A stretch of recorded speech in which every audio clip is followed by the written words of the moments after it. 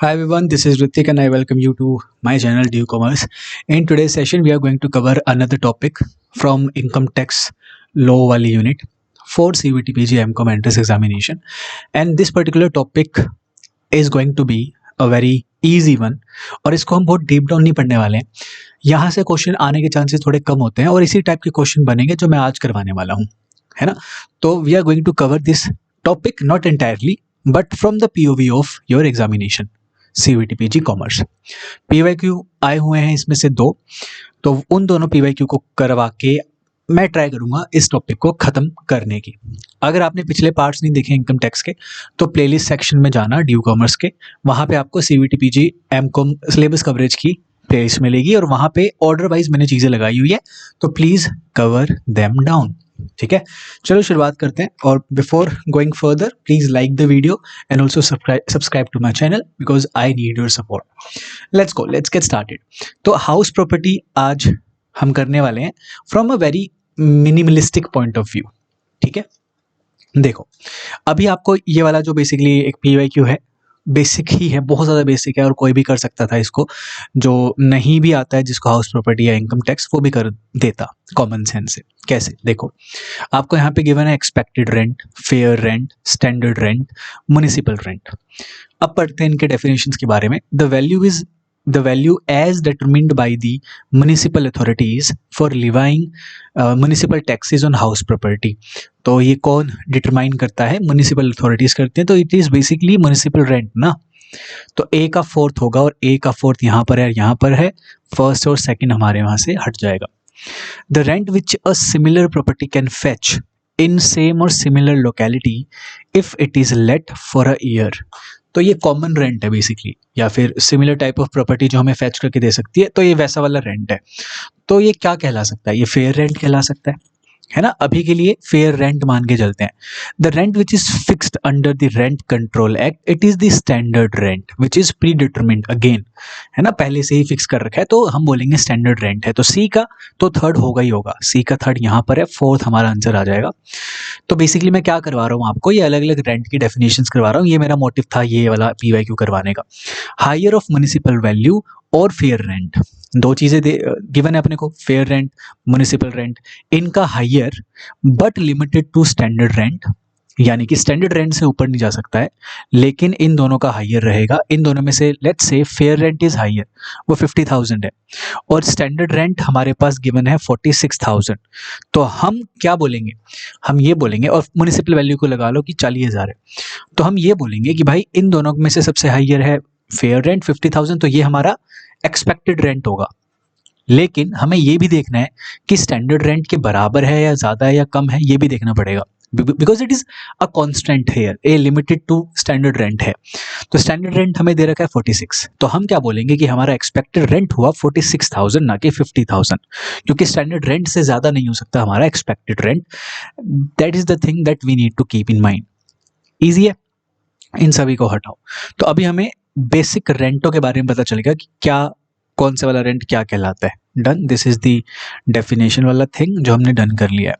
अब ना इस पे एक या तो ऐसा सवाल आ सकता है, या एक ऐसा आ जाएगा जो कि हर एक सोर्सेज ऑफ इनकम दे दिए जाएंगे और कौन से हेड के अंदर वो टैक्स होता है या ये दे दिया जाएगा. वो तो बेसिक है, वो कॉमन है, जो बेसिकली आता ही आता है और वो ईजी होता है करना हमें, है ना. तो एक वैसा बनता है, एक ऐसा बनता है, और एक बन सकता है आपका न्यूमेरिकल. तो न्यूमेरिकल करने जा रहे हैं और न्यूमेरिकल कोई इतना ज़्यादा मुश्किल नहीं आएगा. जो एक फॉर्मेट होता है आपको वो फॉर्मेट पता होना चाहिए. जैसे कि मैंने अपनी PYQ ई बुक के अंदर बहुत अच्छे से एक्सप्लेन किया हुआ है, जैसे यहाँ पे लिखा भी हुआ है मैंने. ये मेरी PYQ ई बुक का ही कॉपी किया है मैंने और यहाँ पे उतार दिया है. तो आंसर हमने देखा था, fourth was the right option, है ना. फोर्थ ही था ना, हाँ फोर्थ था. तो मैंने यहाँ पे लिखा भी है कि एक न्यूमेरिकल क्वेश्चन आया था 2022 के पेपर में, तो मेक श्योर करना कि आप वो एटलीस्ट कवर कर लो. तो उसका प्रोसीजर क्या था, उस बेसिक PYQ में हमसे बोला था निकालने को GAV, है ना. लेकिन क्या क्या चीजें होती हैं, हमें GAV निकाल सकते हैं, मतलब पूछा जा सकता है GAV निकालने के लिए, NAV निकालने के लिए पूछा जा सकता है, और लास्ट में इन सभी का माइनस वगैरह करके हमें लास्ट में जो मिलता है वो कहलाता है इनकम फ्रॉम हाउस प्रॉपर्टी. ये तीन चीज आ सकती है कैलकुलेट करने के लिए, और बहुत ही ज्यादा ईजी है टू कैलकुलेट दीज थिंग्स. अभी वो PYQ भी करवाऊंगा, लेकिन प्लीज सबसे पहले स्टेप्स को देखो. कभी कभार क्रोनोलॉजिकल ऑर्डर का भी क्वेश्चन आ सकता है अगर कंसेप्चुअल पूछ लेंगे तो स्टेप हमें पता होने चाहिए फ्रॉम अ थ्योरेटिकल पीओवी, है ना। सबसे पहली चीज क्या होती है, आप एक्सपेक्टेड रेंट को फाइंड आउट करते हो, और एक्सपेक्टेड रेंट हमें पता है कि कैसे फाइंड आउट होता है। हमारा एक्चुअल रेंट और हमारा फेयर रेंट, नहीं, हमारा जो म्युनिसिपल वैल्यू है और प्लस में जो हमारा फेयर रेंट है, इन दोनों को देखना पड़ेगा। इन दोनों में से सबसे हाईएस्ट जो होगा उसे चूज कर लेंगे। लेकिन फिर हमारे ध्यान में आता है कि ये कॉन्स्टेंट है यहाँ पे। क्या वो कॉन्स्टेंट है कि स्टैंडर्ड रेंट से ज्यादा नहीं होना चाहिए हमारा एक्सपेक्टेड रेंट, तो उसे भी देखना पड़ेगा। तो अभी हमारा क्या निकल गया, यहाँ से एक्सपेक्टेड रेंट निकल गया। सेकंड स्टेप आता है कि इस एक्सपेक्टेड रेंट को एक्चुअल वाले के साथ कंपेयर करो। इन दोनों में से जो भी हायर होगा वो हमारा जीएवी बन जाएगा बेसिक सेंस में। देखो कितना इजी था, जीएवी निकल गया। जब जीएवी निकल जाएगा, इसमें से आप माइनस कर देना म्युनिसिपल टैक्सेस को। जैसे ही आप म्युनिसिपल टैक्सेस को माइनस करेंगे, आपके पास नेट एनुअल वैल्यू आ जाएगी। डन। या तो ये फाइंड आउट करने को बोलेगा। नेट एनुअल वैल्यू में से भी कुछ चीजें डिडक्ट होती है, जिसे हम बोलते हैं डिडक्शंस हैं ये अंडर सेक्शन 24, जो बेसिकली क्या होती है, पहला होता है 30% ऑफ एनएवी, यानी कि इसका 30% हम यहाँ से माइनस कर देंगे। और होता है अगर आपने कुछ बोरो किया हुआ है कैपिटल, उस पर जो इंटरेस्ट आप पे करते हैं वो आप डायरेक्टली यहाँ पे डिडक्ट कर सकते हैं, पूरा का पूरा, कोई लिमिट नहीं है इसके ऊपर। तो 30% of NAV and interest on borrowed capital, ये आप माइनस करेंगे, और माइनस करने के बाद एनएवी में से ये चीजें तो निकल आएगा आपके पास इनकम फ्रॉम हाउस प्रॉपर्टी। बहुत बहुत बेसिक था ये, और यहाँ से ही बेसिकली आपसे पूछा जाता है न्यूमेरिकल। कैसा न्यूमेरिकल आया हुआ है अभी हम करते हैं, ये उतार लो अच्छे से, लर्न कर लो इसको। This is these are the steps that you need to keep in mind. इसके बाद जो हम न्यूमेरिकल करने वाले हैं वो आप खुद ही बहुत इजीली कर लोगे। कैसे? काफी बच्चों ने तो कर ही रखा होगा, अगर 2022 का पीवाईक्यू किया है तो। नहीं किया तो कोई टेंशन नहीं है, अभी ट्राई करो जरा। स्टेप तुम्हें पता चल गए, अब मुझे पॉज करो और आंसर करने की ट्राई करो, फिर मैं आंसर बताऊंगा, उसे मैच कर लेना। आई होप सो कि आप लोगों ने किया होगा आंसर। अब चेक करते कि क्या सीन है। हमसे पूछा है कैलकुलेट करो gross annual value from the following details, और दे रखे हैं अलग अलग टाइप के रेंट। सबसे पहला स्टेप था to find out the expected rent by considering municipal value and हमारा फेयर रेंट। डन। तो म्युनिसिपल रेंट दे रखा है, फेयर रेंट दे रखा है, इन दोनों में से हाईएस्ट है हमारा 50,000 का फेयर रेंट। लेकिन एक कांस्टेंट नजर आ जाता है, जो कि है कि expected rent can not go beyond standard rent. तो स्टैंडर्ड रेंट हमें देखना पड़ेगा, जो कि है 48,000। तो हम बोलेंगे sir expected rent here is कितना, 48,000। बताओ कोई दिक्कत? Easy, first step done. इसको कंपेयर करेंगे एक्चुअल रेंट के साथ। एक्चुअल रेंट इज 42,000, इनमें से भी हाईएस्ट चूज करना है, 48,000 हम चूज कर लेंगे, and this is what, this is nothing but GAV.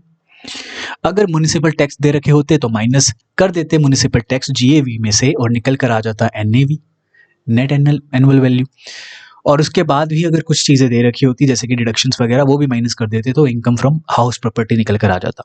अगर टैक्स नहीं गिवन है और डिडक्शंस नहीं गिवन है, तो that is GAV is basically your income from house property, isn't it? बस, तो आंसर है हमारा यहाँ पे 48,000। कितना इजी। डन।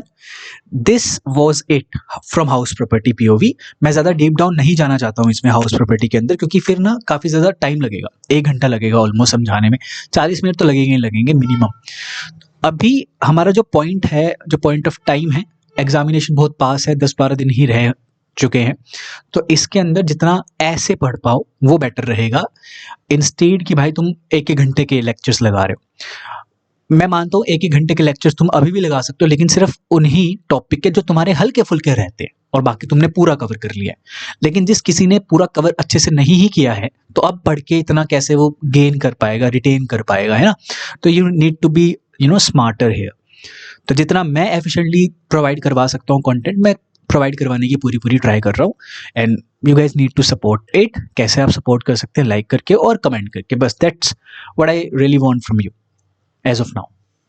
ठीक है, and that's it from your house property POV. एंड हमने इसको सीयूईटी पीजी एमकॉम के पर्सपेक्टिव से कवर कर लिया है, फ्रॉम एग्जाम पर्सपेक्टिव, ये ध्यान रखना। ठीक है, मैं बहुत डीप डाउन नहीं गया अपन कि भाई कौन से सेक्शंस आते हैं, और अगर हमने सब लेट कर दिया तो क्या सीन रहता है, वो उसमें नहीं जाना अभी के लिए। जो एग्जामिनेशन के अंदर क्वेश्चन आने की प्रोबेबिलिटी रहती है, उसे हमें देखना है बस। ठीक है, किस्मत अच्छी रही और ऐसे क्वेश्चन आ गए तो बहुत अच्छे से हम कर पाएंगे, है ना। चांसेस का खेल है बस। चलो दैट्स इट। अगर अभी तक सब्सक्राइब नहीं किया प्लीज सब्सक्राइब कर देना और हम मिलते हैं नेक्स्ट सेशन के अंदर। डन। और जिसको मॉक परचेज कर रहे हैं you can contact me on WhatsApp. ठीक है, अभी भी अवेलेबल है मॉक्स, तो प्लीज उन्हें ले लो मॉक्स को एंड लगाओ। ठीक है, चलो that's it. I will see you in the next session. Thank you so much everyone.